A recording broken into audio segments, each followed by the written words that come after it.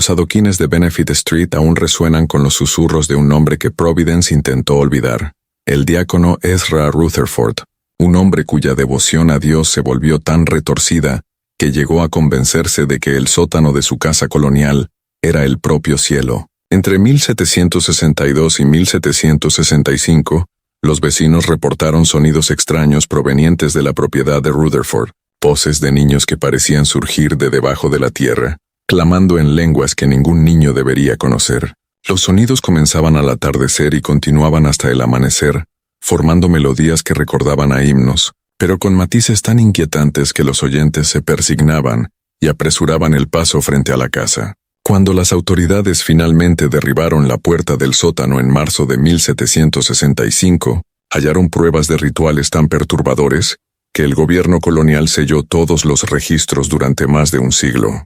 Lo que encontraron no fueron solo los cuerpos de dos niños gemelos que jamás habían visto la luz del sol, niños de piel tan pálida como el pergamino, y cuyos ojos se habían adaptado a la oscuridad eterna. Era la prueba de que, a veces, los monstruos más peligrosos son aquellos que creen estar salvando almas. El sótano contenía altares improvisados, símbolos tallados que no coincidían con ninguna tradición religiosa conocida, y diarios llenos de teorías teológicas que justificaban el lento asesinato de inocentes en nombre de la preservación.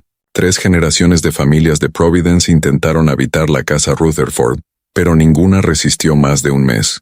Todas reportaron los mismos fenómenos: voces infantiles cantando bajo los pisos, el olor a lámparas de aceite encendiéndose en paredes donde no había ninguna, y la sensación de pequeñas manos rozando sus tobillos al caminar por ciertas habitaciones. La casa Rutherford se erguía como un testimonio de la prosperidad puritana en la colina que dominaba el puerto de Providence, pero bajo sus cimientos yacían secretos capaces de hacer que hasta la fe más firme se desmoronara en polvo. Providence, en 1762, era una ciudad atrapada entre dos mundos, con su alma desgarrada por contradicciones que definirían el carácter estadounidense durante generaciones. Los viejos valores puritanos que habían fundado la colonia aún predominaban en los círculos religiosos, visibles en las austeras casas de reunión y en los rígidos códigos sociales que regían la vida cotidiana. Sin embargo, el bullicioso puerto traía mercaderes, marineros e ideas que desafiaban la estructura moral establecida por Roger Williams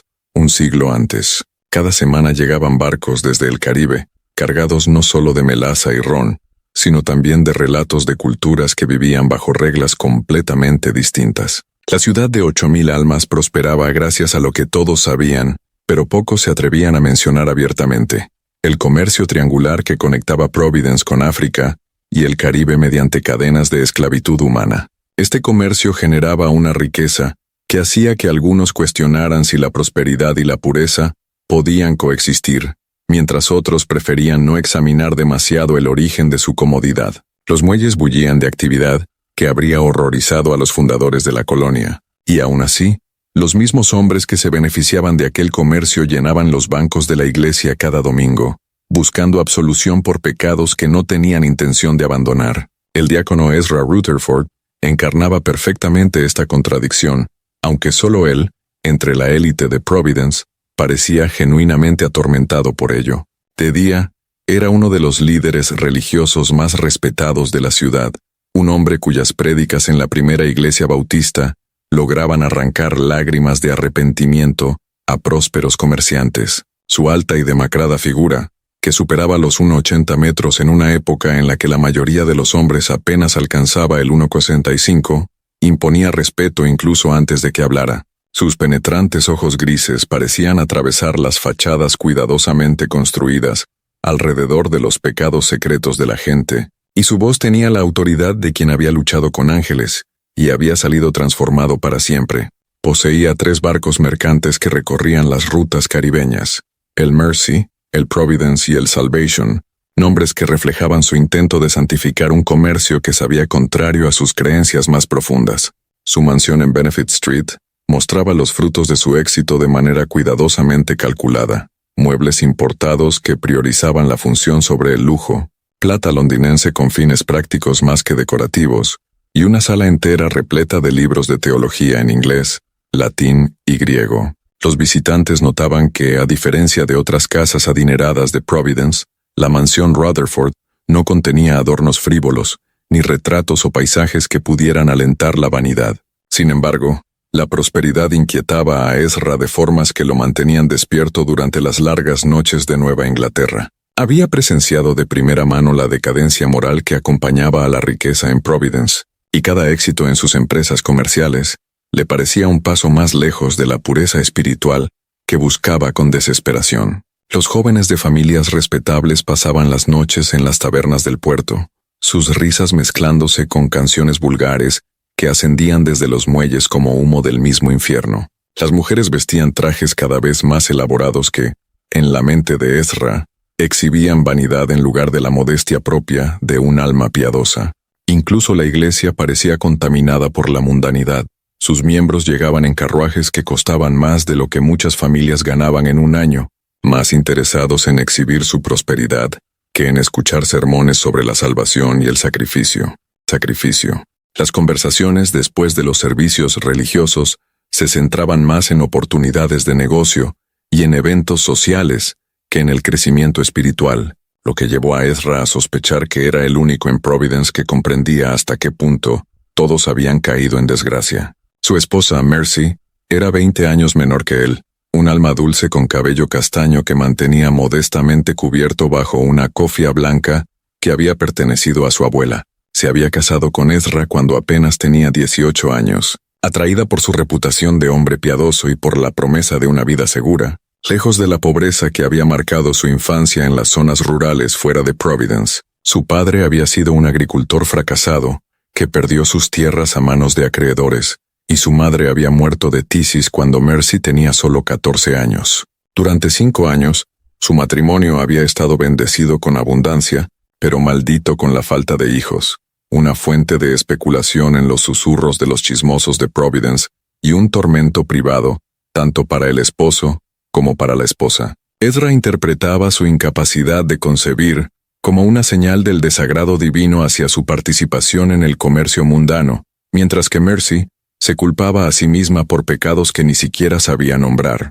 Habían consultado al Dr. Hamilton, el médico más respetado de Providence, pero sus remedios de hierbas y sangrías no dieron resultado. La falta de hijos empujó a Ezra más profundamente a sus estudios teológicos y a sus frecuentes noches de deambular por los distritos más oscuros de Providence. Se decía a sí mismo que estudiaba el pecado para poder combatirlo mejor, pero la verdad era más compleja y perturbadora. Las tabernas y burdeles del puerto lo fascinaban precisamente porque representaban todo lo que su fe le enseñaba a rechazar. Observando la degradación ajena, experimentaba de manera indirecta la libertad y el abandono que su rígido autocontrol le prohibía disfrutar directamente. Cuando Mercy finalmente concibió en la primavera de 1762, Ezra lo interpretó como una vindicación divina de su rectitud, prueba de que Dios había puesto a prueba su fe y la había hallado suficiente.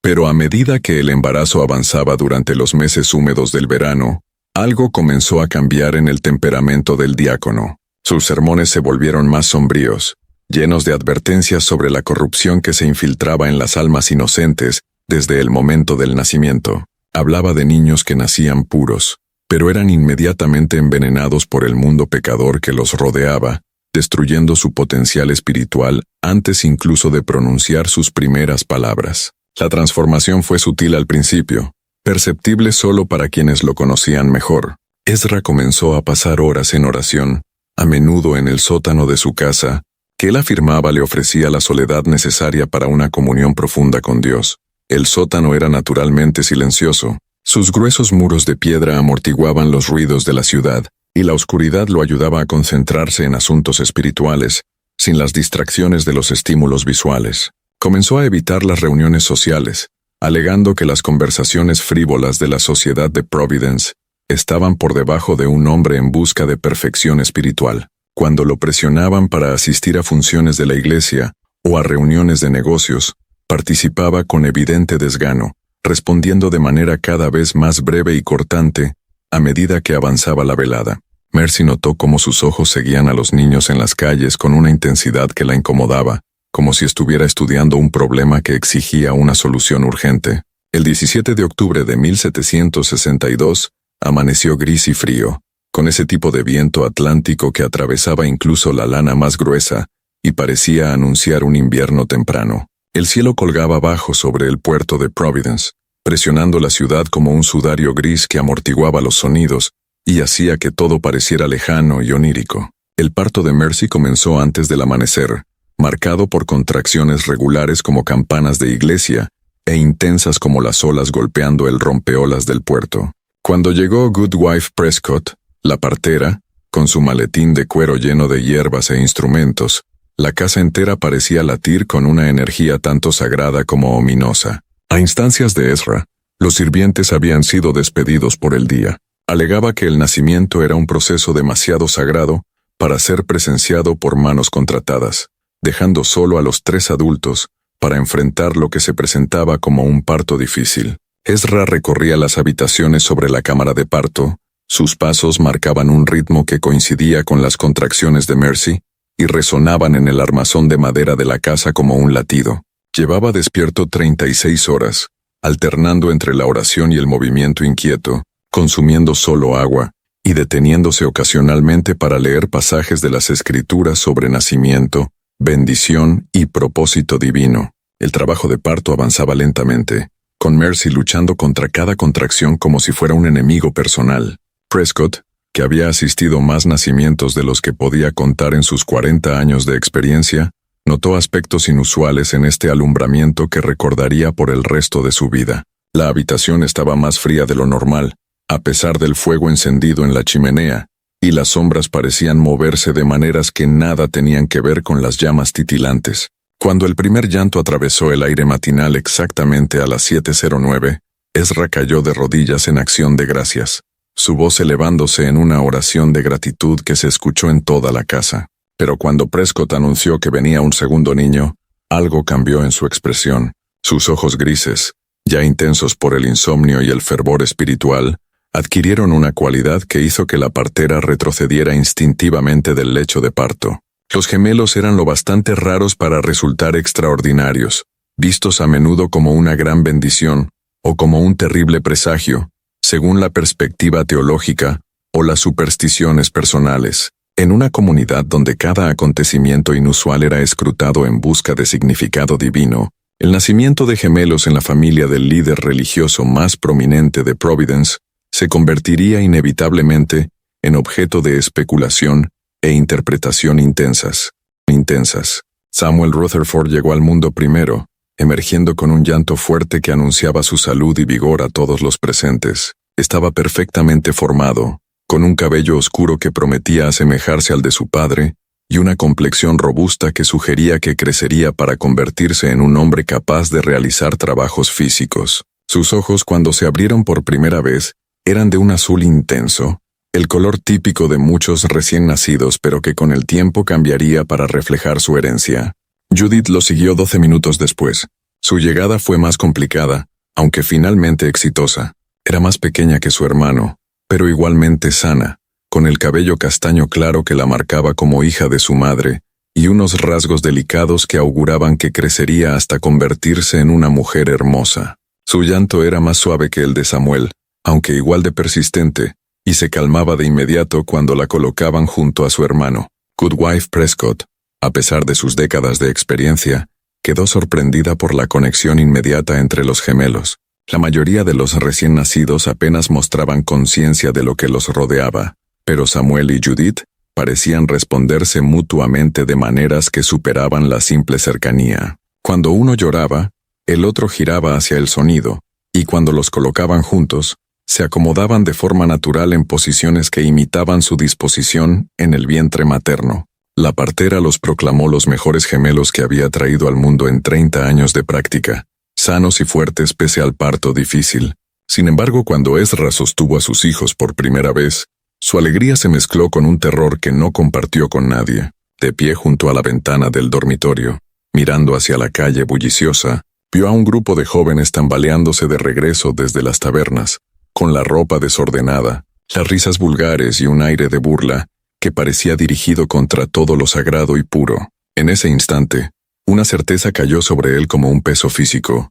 El mundo exterior no era lugar para almas tan puras. Los niños en sus brazos representaban la prueba definitiva de su fe, la última oportunidad de demostrar que la corrupción podía prevenirse en lugar de ser perdonada después del hecho. A diferencia de todos los demás padres de Providence, que tarde o temprano veían la inocencia de sus hijos desvanecerse por el contacto con las influencias mundanas, Ezra estaba convencido de que a él se le había otorgado la posibilidad de preservar la pureza de manera indefinida. La primera señal de lo que vendría apareció 3 días después del nacimiento, cuando la sociedad de Providence esperaba el anuncio formal que haría oficial la llegada de los gemelos y abriría la casa familiar a las visitas de felicitación que marcaban todo nacimiento significativo. En lugar de anunciar la llegada de los niños ante la congregación, como era costumbre, Ezra informó únicamente a algunos miembros de la iglesia que Mercy se recuperaba de un parto difícil y que los recién nacidos eran demasiado frágiles para recibir visitas. Esta explicación le dio tiempo para comenzar a implementar lo que en sus oraciones privadas llamaba su plan de preservación. La idea se le había ocurrido durante esas primeras noches de vigilia, observando dormir a Samuel y Judith, con sus rostros intactos por cualquier conocimiento de la corrupción que los rodeaba. Allí estaba la inocencia en su forma más pura, inmaculada por la exposición al mundo, y Ezra creía haber sido elegido por la providencia divina para conservar ese estado para siempre. El sótano de la casa Rutherford era amplio, con paredes de piedra que lo mantenían fresco en verano, y que podían calentarse en invierno con el uso cuidadoso de braseros. Se extendía bajo toda la planta principal de la vivienda, dividido en varias cámaras que habían servido a distintos fines a lo largo de los años. La habitación más grande había funcionado como estudio y sala de oración de Ezra, llena de libros de teología, y con una cruz de madera que él mismo había tallado durante su primer año de matrimonio. Pero ahora, 3 días después del nacimiento de sus hijos, comenzó a imaginar aquel espacio familiar como algo más, un santuario donde la inocencia podía preservarse indefinidamente, protegida de la corrupción que había atrapado a todas las demás almas de Providence.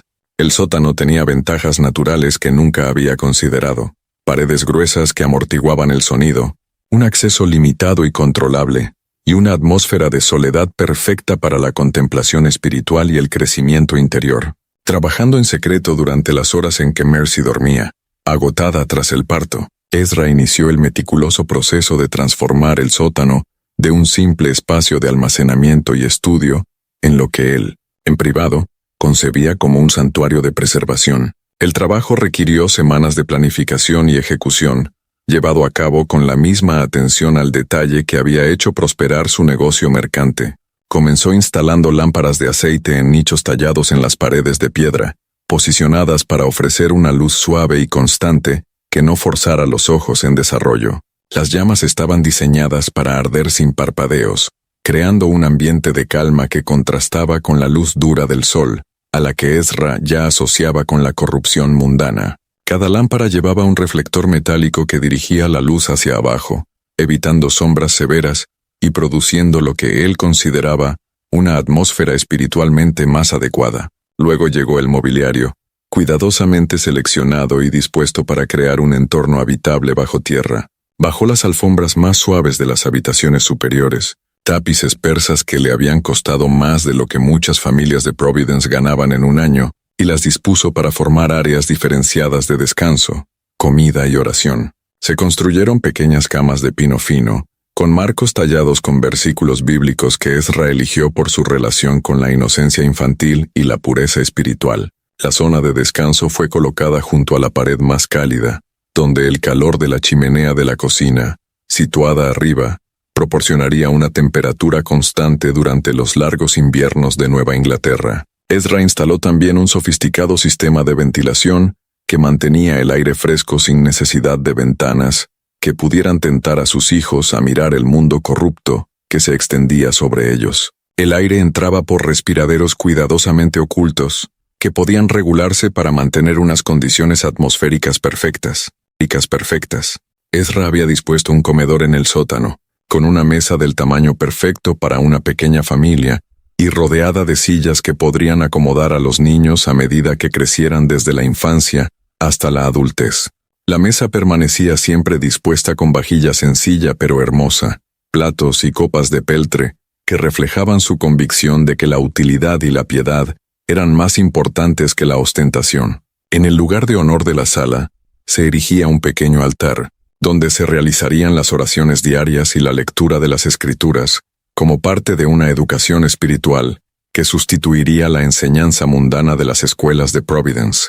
Una pared entera estaba cubierta por estanterías construidas especialmente para albergar una biblioteca cuidadosamente seleccionada por Ezra, múltiples traducciones de la Biblia, obras de los padres de la Iglesia, colecciones de himnos, poesía devocional y comentarios teológicos que apoyaban su interpretación cada vez más estricta de la doctrina cristiana. Notablemente ausentes estaban los textos de literatura secular, filosofía natural o historia, que pudieran introducir a sus hijos en ideas contrarias al entorno espiritual que pretendía construir. Cuando Mercy le preguntaba por qué pasaba tanto tiempo bajo tierra, trabajando muchas veces hasta altas horas de la noche, y emergiendo únicamente para las comidas o asuntos imprescindibles, Ezra le explicaba que estaba preparando un cuarto de niños especial, donde los gemelos podrían crecer fuertes, alejados de las corrientes de aire y del ruido de la casa principal. El sótano, aseguraba, los protegería de los fríos vientos otoñales y de las enfermedades que a menudo atacaban a los recién nacidos en el clima severo de Nueva Inglaterra.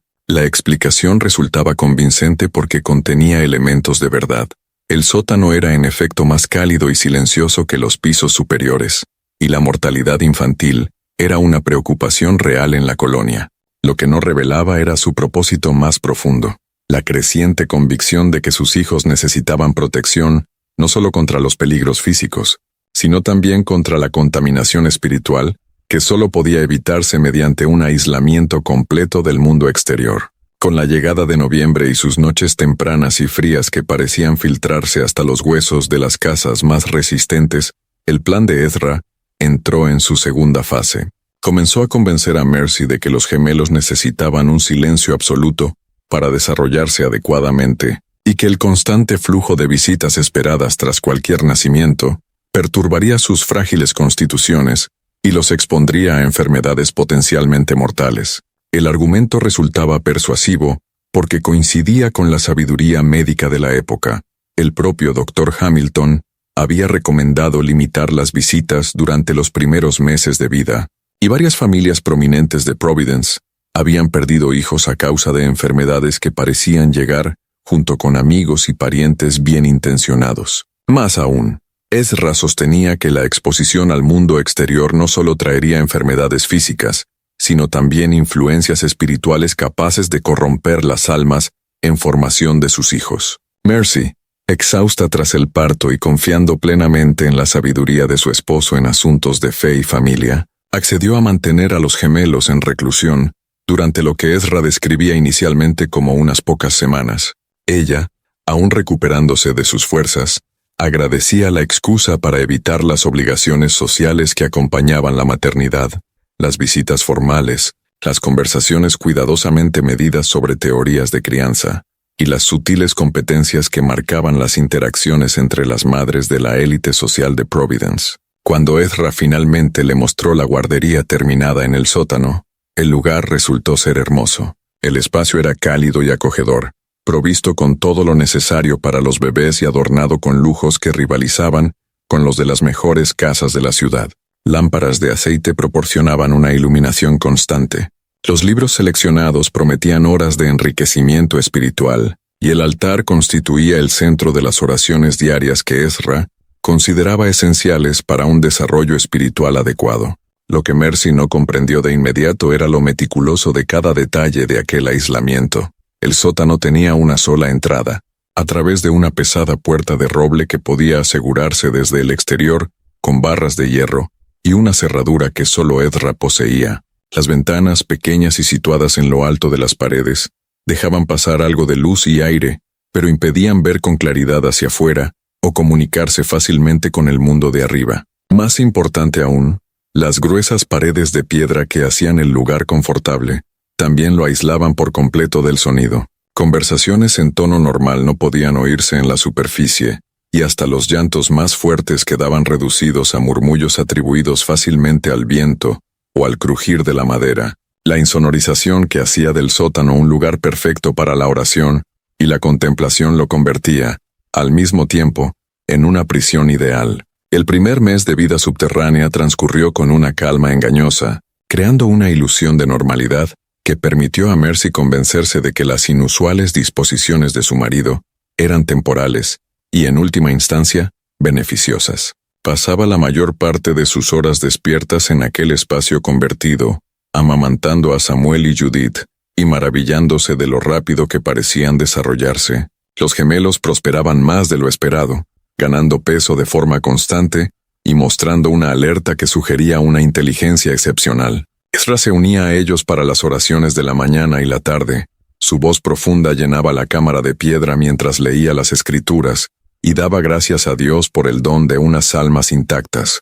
Durante ese tiempo sus plegarias eran hermosas y conmovedoras, llenas de gratitud genuina y del amor de un padre que parecía transformar el sótano en un espacio verdaderamente sagrado. Comenzó a enseñarles himnos incluso antes de que pudieran enfocar correctamente la vista, convencido de que la música sacra moldearía sus espíritus desde los primeros instantes de conciencia. La rutina diaria de aquel primer mes parecía casi normal, aunque aislada. Mercy se levantaba al amanecer con los gemelos para alimentarlos. Luego desayunaba con Ezra en el comedor subterráneo, mientras él leía en voz alta las Escrituras. Después realizaban una breve oración antes de que él subiera a ocuparse de sus asuntos, dejando a Mercy encargada del cuidado de los niños, de la lectura de los libros escogidos, y del mantenimiento de aquel espacio que se había convertido en su mundo entero. Pero a medida que el invierno se profundizaba y las breves horas de luz se acortaban aún más, comenzaron a manifestarse cambios sutiles en la conducta de Ezra y en sus expectativas para la vida subterránea. Sus restricciones se hicieron más severas, reflejo de una teología que se volvía cada semana más rígida. Decidió que Mercy pasaba demasiado tiempo en los pisos superiores, exponiéndose a las influencias corruptoras del mundo exterior, antes de regresar junto a sus hijos puros, con el riesgo de traer consigo una contaminación espiritual, capaz de deshacer todo su cuidadoso trabajo. Sería mejor, le explicó durante una de sus oraciones vespertinas, que permaneciera en el sótano tanto como fuera posible, sirviendo como una barrera constante entre los gemelos y cualquier impureza que pudiera filtrarse desde arriba. Los sirvientes de la casa eran necesarios para mantener los negocios y las obligaciones sociales, pero su presencia en las plantas superiores significaba que las influencias mundanas estaban siempre presentes en su hogar. Al principio, Mercy encontraba excusas prácticas para subir, preparar comidas especiales para los gemelos cuando empezaron a consumir alimentos sólidos, atender deberes domésticos que no podían delegarse en criados, o mantener correspondencia con familiares fuera de Providence. Sin embargo, Ezra se mostraba cada vez más agitado cada vez que ella dejaba el sótano, caminando nervioso por el suelo de piedra y murmurando plegarias hasta que regresaba. Su alivio al verla volver era tan evidente e intenso que ella comenzó a sentirse culpable por salir en absoluto. Las comidas antes elaboradas y con los mejores ingredientes que su negocio mercante podía proporcionar se volvieron cada vez más simples y austeras. Ezra sugería que su dieta debía simplificarse, centrada en el sustento básico más que en banquetes que fomentaban la gula y distraían de la contemplación espiritual. Pan, leche y agua eran suficientes, decía, para quienes buscaban la pureza. El tiempo ahorrado en la preparación de alimentos podía dedicarse mejor a la oración y al estudio de las Escrituras. El aislamiento afectaba a Mercy de formas más sutiles de lo que al principio advertía, pero que se acumulaban con el tiempo. Alejada de sus amigos, de su familia e incluso de un contacto casual con los vecinos, comenzó a depender por completo de Ezra para conocer noticias del mundo exterior, y las noticias que él traía eran siempre perturbadoras. Relatos de decadencia moral extendiéndose por Providence, historias de niños corrompidos por las influencias mundanas antes incluso de aprender a caminar, advertencias sobre peligros espirituales que parecían intensificarse día tras día. Según los informes de Ezra, cada vez más frecuentes las condiciones en la superficie se deterioraban con rapidez. Familias antes consideradas pilares de la comunidad caían en el pecado y la degradación. Niños que aprendían a mentir y robar casi tan pronto como podían hablar. Incluso la iglesia, afirmaba, estaba siendo contaminada por preocupaciones mundanas que distraían del verdadero crecimiento espiritual. Cada noticia reforzaba sus argumentos sobre la necesidad de mantener a Samuel y Judith protegidos de influencias que podían destruir su pureza en cuestión de horas. Pero mientras Ezra predicaba pureza y protección espiritual dentro del santuario subterráneo, en el mundo de arriba realizaba actividades muy distintas, cada vez más perturbadoras y peligrosas. Lo que los residentes de Providence no comprendían eran los cambios en el comportamiento del diácono Rutherford durante sus apariciones públicas aquel invierno y la primavera de 1763. El Lee Boss, hombre que antes era conocido por su compasión hacia los feligreses atribulados, ahora parecía observar a las personas con un desapego clínico, como si catalogara sus pecados con un propósito privado que no compartía con nadie. Sus sermones adquirieron un tono cada vez más urgente e inquietante, cargados de descripciones vívidas de la corrupción que se infiltraba en las almas inocentes y de las medidas heroicas que los verdaderos cristianos debían tomar para preservar la pureza en un mundo caído. Hablaba de los niños como recipientes que podían llenarse de justicia o de pecado, sin término medio posible. Para él, los padres que no tomaban medidas extremas para proteger a sus hijos de las influencias mundanas, colaboraban en su destrucción espiritual. Más inquietantes aún eran los pasos prácticos que comenzó a dar en su empeño por comprender y documentar el proceso de la corrupción moral. Empezó a visitar las tabernas del puerto, no como reformador deseoso de salvar almas, sino como observador que registraba con precisión científica las profundidades de la depravación humana. Noche tras noche, se sentaba en rincones oscuros de lugares que los hombres respetables evitaban, observando a marineros ebrios y escuchando conversaciones que habrían horrorizado a su congregación. Aquellas expediciones cumplían un doble propósito que Ezra no revelaba a nadie, ni siquiera en sus diarios privados. Creía sinceramente que estudiaba el pecado para aprender cómo proteger a sus hijos de él, pero al mismo tiempo satisfacía impulsos más oscuros que su rígido autocontrol había reprimido durante años. Las tabernas le ofrecían experiencias vicarias de libertad y desenfreno, permitiéndole presenciar la depravación sin participar directamente en ella. Pero la observación no bastó para saciar su creciente obsesión. Ezra empezó a realizar lo que en privado llamaba experimentos de degradación moral, encuentros cuidadosamente orquestados para poner a prueba los límites espirituales de los ciudadanos de Providence y documentar hasta qué punto podían ser arrastrados al pecado cuando enfrentaban las tentaciones adecuadas. Se acercaba a familias en apuros ofreciéndoles ayuda económica y observaba con atención si la desesperación las llevaba a comprometer sus principios. Una viuda que luchaba por alimentar a sus hijos podía encontrar donaciones anónimas en su puerta, pero solo después de que Ezra la hubiera visto robar sobras a los vendedores del mercado para sobrevivir. La ayuda continuaba mientras ella siguiera robando, creando un ciclo de dependencia que confirmaba sus teorías sobre la relación entre necesidad y compromiso moral. Jóvenes endeudados por el juego se encontraban con un hombre bien vestido que les ofrecía préstamos en condiciones ventajosas, sin hacer preguntas sobre su capacidad de pago.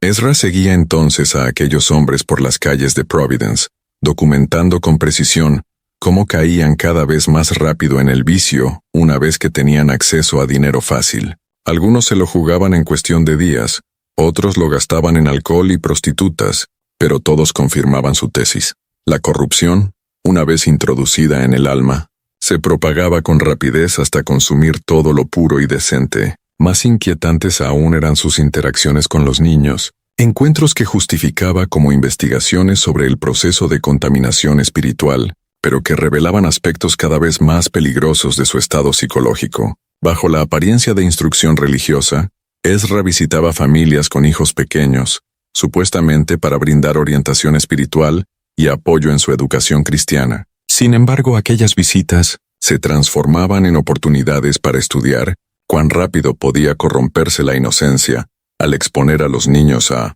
ideas que desafiaban la autoridad paterna o introducían dudas sobre la doctrina religiosa establecida. Les contaba historias cuidadosamente elaboradas para sembrar la desconfianza hacia la sabiduría de sus padres, y luego regresaba semanas después para observar los efectos de su manipulación psicológica. Los niños que elegía eran seleccionados con precisión, hijos de familias en apuros económicos, cuyos padres trabajaban largas horas y no podían vigilarlos de manera constante. o pequeños que mostraban curiosidad por el mundo más allá de su entorno inmediato. Ezra ganaba su confianza con pequeños regalos y una atención paciente, y poco a poco introducía conceptos que debilitaban su fe sencilla y su confianza en la autoridad adulta. Mientras tanto, la primavera llegaba a Providence con el habitual bullicio de barcos que regresaban de los viajes invernales y mercaderes preparando la temporada comercial. Pero en el sótano de los Rutherford, las estaciones habían perdido todo significado.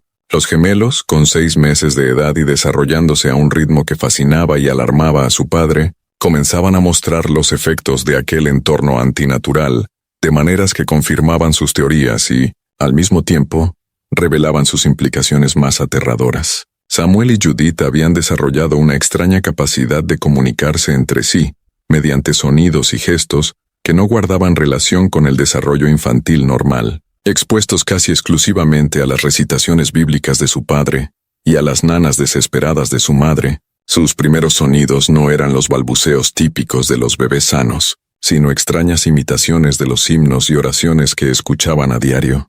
Más inquietante era su reacción ante los raros momentos en que Ezra encendía lámparas adicionales para iluminar con más fuerza su mundo subterráneo. En lugar de la curiosidad natural de los niños hacia la luz, los gemelos lloraban y se cubrían el rostro con sus diminutas manos, pues sus ojos se habían adaptado a la penumbra perpetua de aquella prisión de piedra. Para Ezra, esto era la confirmación de que había creado hijos intactos, inmunes a la corrupción que la luz, y en especial la luz del sol, representaba dentro de su teología cada vez más torcida. El desarrollo físico de los gemelos avanzaba con normalidad en la mayoría de los aspectos, pero su crecimiento social y emocional seguía patrones que ningún psicólogo infantil de ninguna época habría considerado sanos. Al no haber tenido contacto con nadie más que con sus padres, no mostraban curiosidad por otras personas, ni deseo de explorar más allá de los límites de su cámara subterránea, ni angustia por un aislamiento que habría llevado a otros niños a intentar escapar desesperadamente.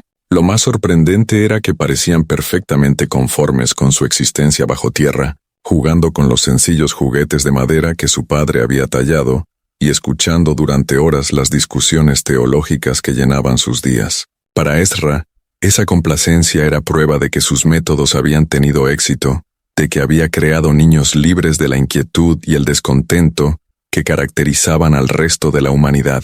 Eran en su mente la demostración viviente de que la inocencia podía preservarse indefinidamente mediante aislamiento y guía espiritual. Mientras tanto, sus experimentos nocturnos en Providence se volvían cada vez más peligrosos y erráticos, reflejando un deterioro psicológico que avanzaba al mismo ritmo que su aislamiento del contacto humano normal. Su cuidadosa documentación del pecado había evolucionado hacia la participación activa en la misma corrupción que decía combatir, aunque seguía justificando sus actos como investigaciones necesarias sobre la naturaleza de la decadencia moral. Había comenzado a financiar operaciones de juego en el distrito portuario, no por lucro, sino para observar cuán rápido podían los hombres ser destruidos por el vicio cuando tenían acceso ilimitado a la tentación.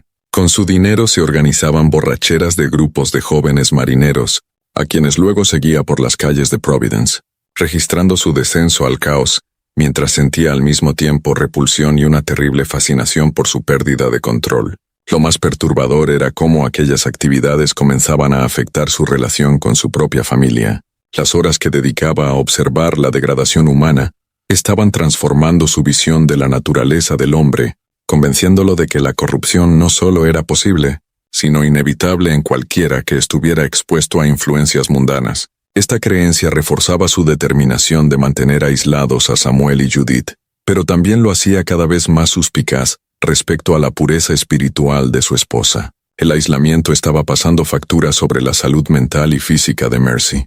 Aunque el deterioro era tan gradual que ni ella ni Ezra lo reconocían del todo, había comenzado a perder peso pese a recibir suficiente alimento, y su tez adquirió la palidez característica de quienes pasan demasiado tiempo privados de la luz del sol. Más inquietantes eran los cambios psicológicos, perceptibles para cualquiera que la observara con atención. Mercy había empezado a hablar sola durante las largas horas en que Ezra estaba ausente, manteniendo conversaciones elaboradas con visitantes imaginarios que traían noticias del mundo que ya no se le permitía ver. A veces describía con detalle eventos sociales, comentando los vestidos de mujeres que existían solo en su memoria, y recreando diálogos con amigas que hacía tiempo habían dejado de preguntar por su bienestar. Los gemelos parecían percibir la decadencia de su madre de maneras tan conmovedoras como perturbadoras.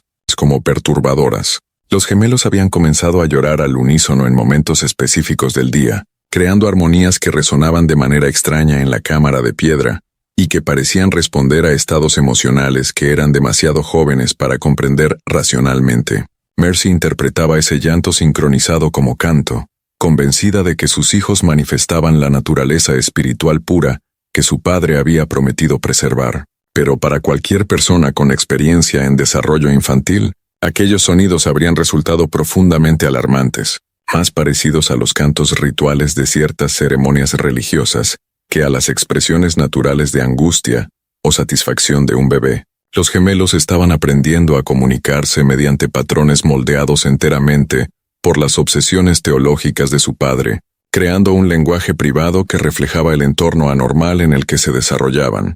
Fue durante uno de esos episodios cuando apareció la primera grieta en el mundo cuidadosamente construido por Ezra, tras regresar de una noche particularmente perturbadora, en la que había observado la corrupción del hijo de un comerciante que se hundía en deudas de juego, destinadas a arruinar a su familia. Ezra descendió al sótano y encontró a Mercy enseñando a los gemelos lo que ella llamaba la canción de la oscuridad, una melodía sin palabras que aseguraba le había llegado en una visión divina. Ver a su esposa e hijos balanceándose juntos, bajo la luz tenue de las lámparas de aceite, emitiendo sonidos que parecían provenir de un lugar más allá de la experiencia humana, debería haber alarmado a cualquier observador racional.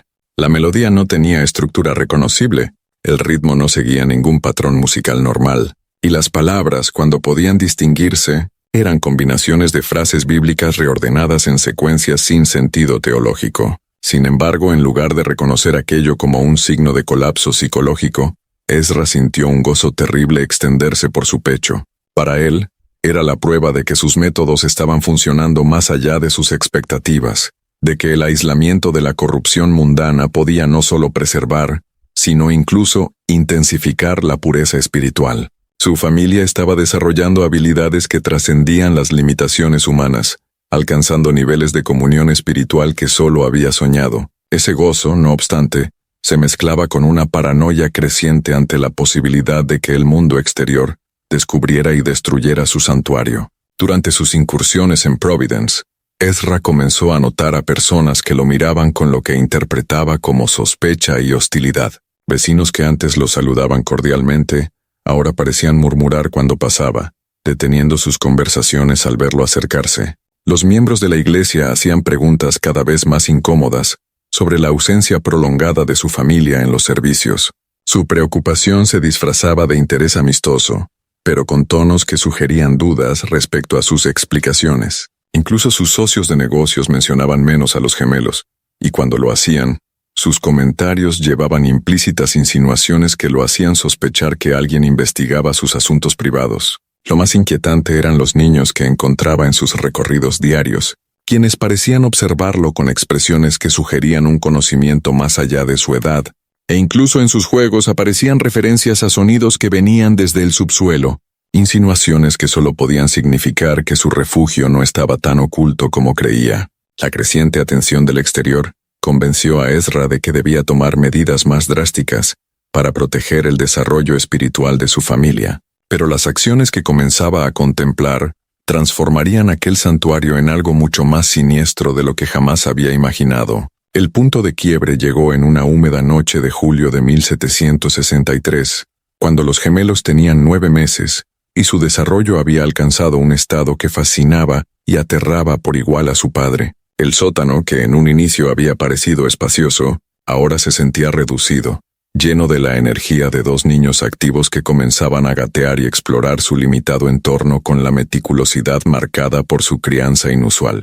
Samuel se había convertido en un bebé robusto, de piel tan pálida que parecía translúcida bajo la luz de las lámparas, su cabello oscuro contrastando intensamente con unos ojos que, adaptados a la penumbra perpetua, parecían casi negros bajo una iluminación normal. Judith seguía siendo más pequeña, pero igualmente alerta.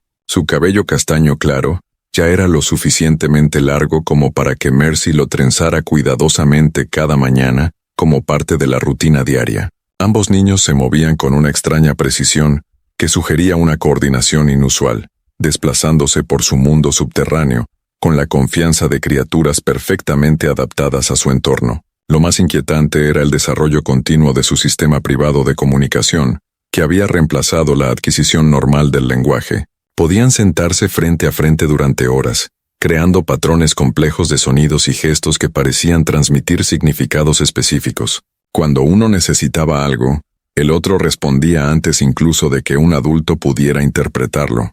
Su sincronía se extendía a los patrones de sueño, los horarios de alimentación e incluso a las respuestas emocionales, como si compartieran una conciencia común. Fue en esa noche particular cuando Goodwife Prescott, la partera que había asistido el nacimiento de Samuel y Judith, apareció en la puerta de los Rutherford con una canasta de hierbas y un gesto de preocupación decidida.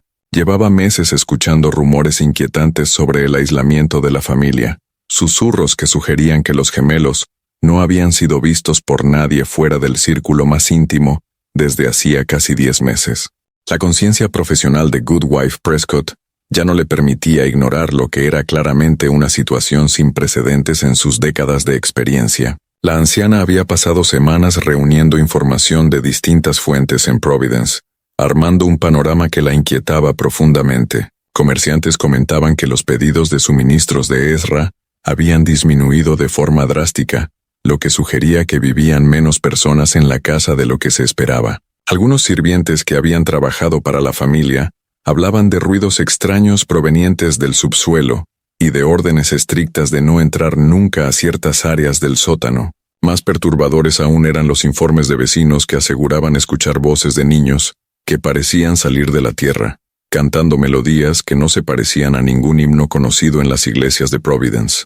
Ezra la recibió en la puerta con su cordialidad habitual, pero Goodwife Prescott estaba demasiado curtida en lidiar con familias problemáticas como para dejarse desviar por cortesías sociales. Había traído al mundo a la mayoría de los niños de la ciudad y se consideraba responsable de su bienestar mucho después del parto. Su reputación de franqueza y de obstinada determinación era legendaria, y no pensaba ser rechazada con evasivas. Exigió ver a Mercy y a los gemelos de inmediato, insistiendo en que su obligación profesional requería comprobar su salud y desarrollo después de tanto tiempo sin contacto con el exterior. Cuando Ezra intentó rechazarla con excusas sobre la hora tardía y la necesidad de descanso de su familia, ella lo amenazó con regresar al día siguiente acompañada por el Dr. Hamilton y varios diáconos de la iglesia, provocando exactamente el tipo de escrutinio oficial que él había tratado de evitar desesperadamente. Ante la perspectiva de una atención indeseada de múltiples autoridades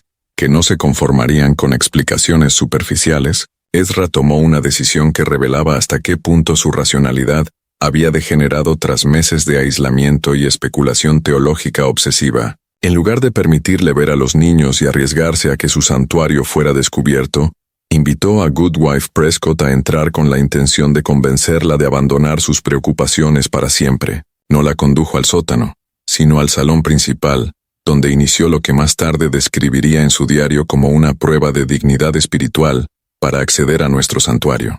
Durante más de una hora sometió a la anciana a un interrogatorio disfrazado de discusión teológica, preguntándole sobre su fe, su comprensión del pecado y la corrupción, y su compromiso con la preservación de la inocencia en un mundo que, según él, estaba empeñado en destruir toda pureza. La conversación reveló el grado completo de su deterioro psicológico. Hablaba de los niños como recipientes destinados a llenarse de rectitud perfecta o de corrupción absoluta, sin posibilidad de matices ni de desarrollo moral gradual. Describía Providence como una ciudad sitiada por fuerzas de oscuridad espiritual, que trabajaban activamente para corromper a cada alma inocente que encontraran.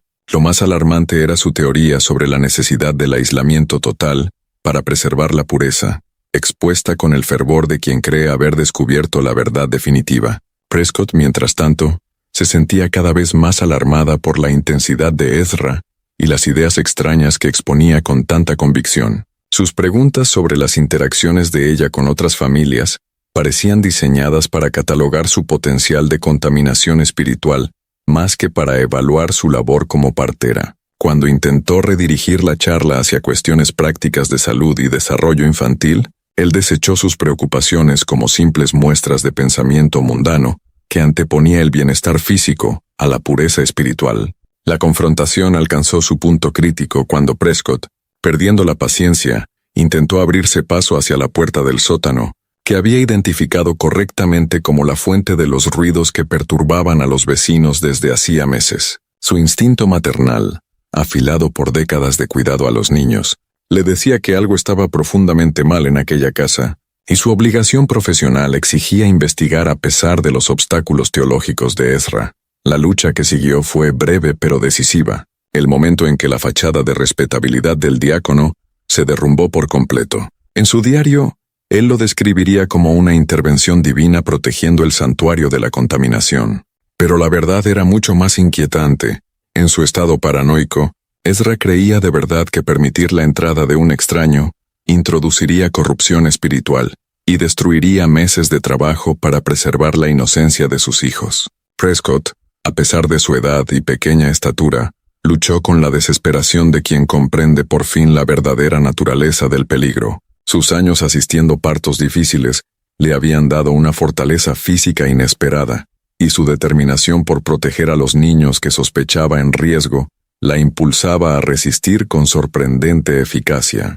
Pero los años de labor física de Ezra en la gestión de sus barcos mercantes, combinados con la fuerza desesperada de quien defiende lo que considera sagrado, fueron superiores al valor de la anciana. La lucha terminó cuando Prescott golpeó su cabeza contra la chimenea de piedra del salón, el estruendo resonando en la casa como un juicio que sellaba el destino de ambos. De pie sobre su cuerpo inmóvil, Ezra se enfrentó a una decisión que definiría la última fase de su descenso a la locura. Podía pedir ayuda, alegar que había ocurrido un accidente durante una visita inocente y enfrentar la investigación que inevitablemente seguiría. Los alguaciles harían preguntas, los vecinos serían interrogados y tarde o temprano alguien exigiría ver a los gemelos, cuya ausencia ya había despertado sospechas peligrosas. O podía proteger su santuario asegurándose de que el mundo exterior nunca supiera lo que Prescott había visto o sospechado. La decisión, cuando llegó, le pareció a Ezra una guía divina, una clara señal de que Dios le ordenaba hacer lo necesario para preservar la inocencia que había trabajado tan arduamente en mantener. Cargó con el cuerpo de la partera hasta su almacén mercante en el puerto, donde eventualmente sería hallado y atribuido a la violencia aleatoria que a veces sufrían los ancianos que se aventuraban solos tras la caída de la noche. El asesinato tuvo consecuencias que se extendieron mucho más allá de las preocupaciones inmediatas de Ezra por ser descubierto. La experiencia de quitar una vida para proteger la pureza espiritual de su familia creó en su mente un precedente, una justificación para medidas cada vez más extremas que acabarían consumiendo todo aquello que afirmaba estar preservando. Más inmediatamente, significaba que la única persona en Providence que había sospechado activamente de lo que ocurría en la casa Rutherford ya no podía seguir investigando.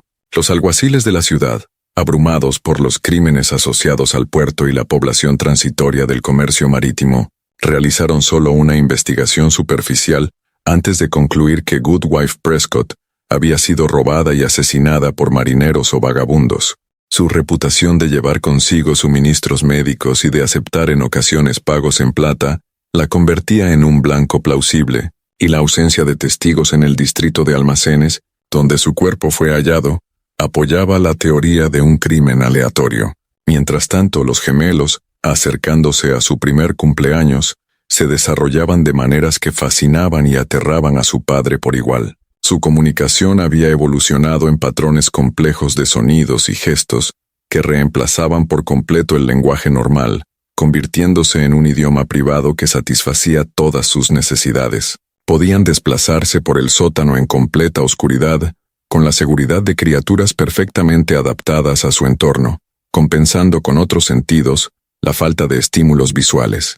Lo más sorprendente, desde la perspectiva de Ezra, era que no mostraban angustia alguna por su aislamiento. Al no haber conocido nunca la luz del sol, el aire fresco ni el contacto social más allá de sus padres, Samuel y Judith parecían perfectamente conformes con su existencia subterránea, jugando con simples juguetes de madera y escuchando con aparente interés las interminables discusiones teológicas que llenaban sus días. Para Ezra, aquella complacencia era la prueba final de que su método había funcionado.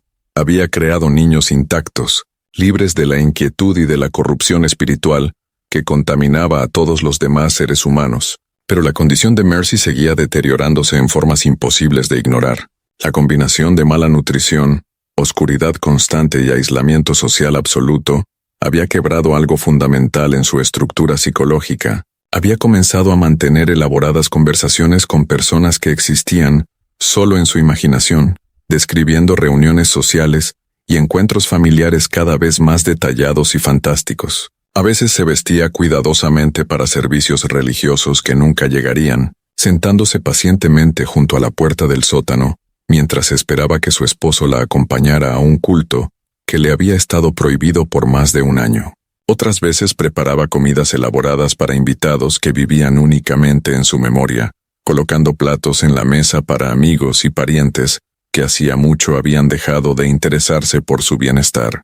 Los gemelos parecían percibir el estado de su madre de maneras tan conmovedoras como inquietantes. Habían empezado a responder a sus conversaciones imaginarias como si aquellas personas invisibles estuvieran realmente presentes, asintiendo y emitiendo sonidos en momentos apropiados de diálogos que no podían comprender. Su disposición a participar en las ilusiones de Mercy sugería una empatía extraordinaria hacia ella, o quizá su propia desconexión progresiva de la realidad. La fase final de la tragedia de los Rutherford comenzó en el otoño de 1764, cuando las obsesiones teológicas de Ezra llegaron a una conclusión tan lógica como demencial. Estaba convencido, tras meses de oración y observación, de que incluso su propia presencia en el sótano introducía contaminación que amenazaba con deshacer todo su trabajo.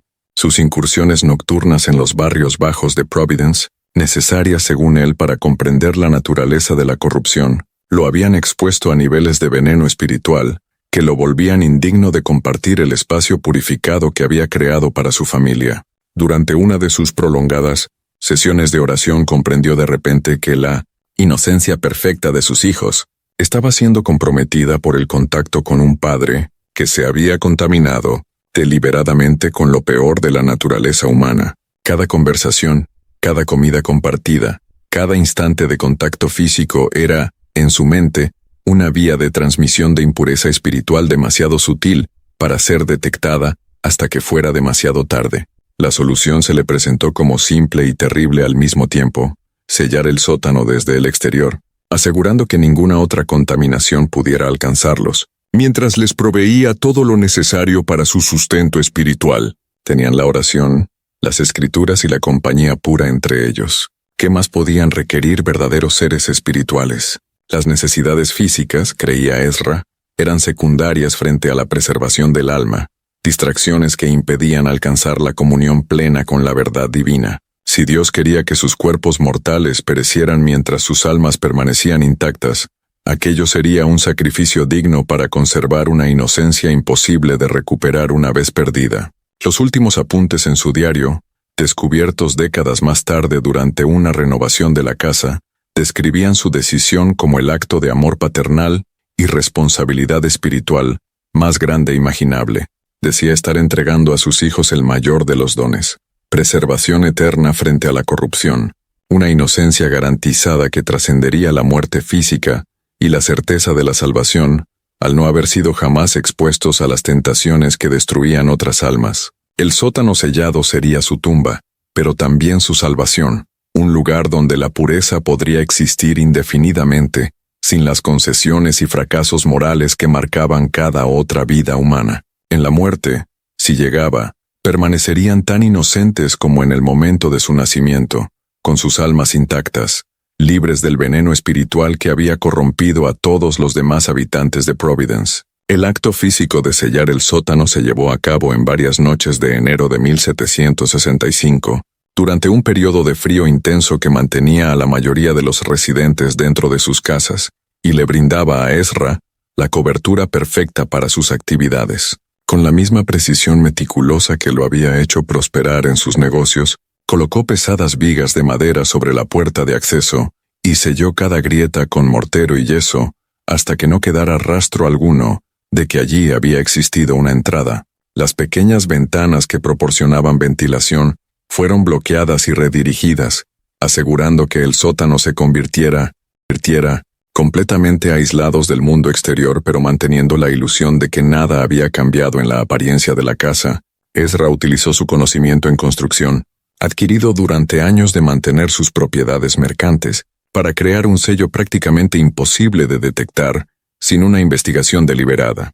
Durante semanas, los vecinos reportaron sonidos cada vez más inquietantes que parecían provenir de las profundidades de la casa Rutherford, llantos apagados que emergían desde el subsuelo, ruidos de raspaduras que sugerían intentos desesperados de romper paredes de piedra, y lo más perturbador, cantos en lenguas que no se parecían a ningún himno cristiano. Estas voces comenzaban al anochecer y se extendían hasta el amanecer, formando melodías que hacían que los transeúntes se persignaran apresurados mientras alejaban a sus hijos de aquel lugar maldito.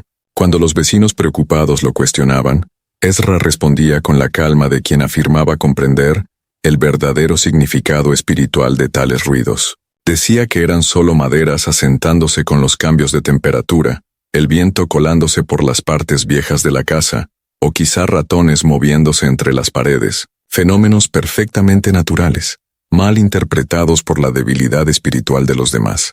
La verdad, sin embargo, era mucho más horrible de lo que cualquiera podía imaginar. Atrapados en su santuario sin ventilación, con alimentos que se agotaban rápidamente y sin posibilidad de escape, Mercy y los gemelos enfrentaban una muerte lenta que Ezra había convencido a su mente enferma de llamar trascendencia espiritual. Su último acto de amor paternal había transformado el refugio en una tumba donde la inocencia se preservaría, sí, pero solo porque la vida se extinguía. La tortura psicológica de la situación resultaba quizás peor que la privación física. Mercy, ya frágil tras meses de aislamiento, empezó a comprender que su encierro era deliberado y permanente. Sus conversaciones con visitantes imaginarios se volvieron frenéticas, a medida que asumía que nunca llegaría ayuda real.